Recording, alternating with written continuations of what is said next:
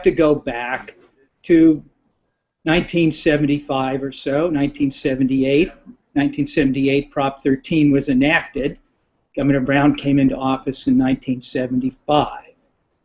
And Brown amassed a $5.5 billion budget surplus in the 3 years from 1975 to 1978. And he refused to either refund it to the taxpayers or spend it.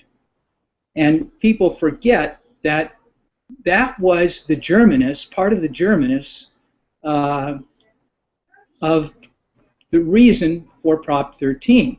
Prop 13, people may not remember, property values were skyrocketing, there was a lot of inflation, and because of the high tax rates, we have 1% tax rates now, they were 2 and 3% or so, 2 and 3 times what they are today in 1975.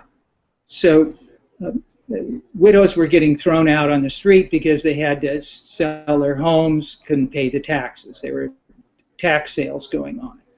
And Jerry Brown was sitting on this surplus. Now, to give you an idea of the magnitude of a $5.5 billion surplus in 1975, if you just adjust it for the Consumer Price Index, that would be equivalent to about $25 billion today.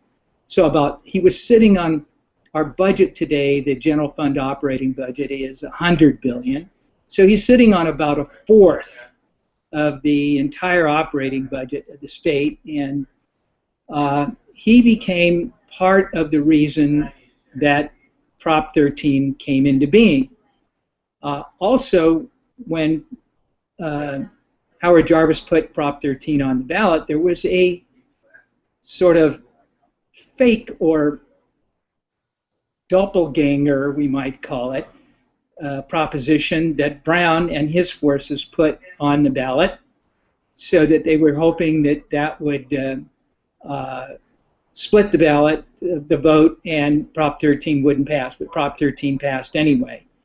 So we have to remember that one of the reasons that Prop 13 came into being in the first place was Jerry Brown. Now, Jerry Brown, after it was enacted, hasn't had much opposition to Prop 13 thereafter.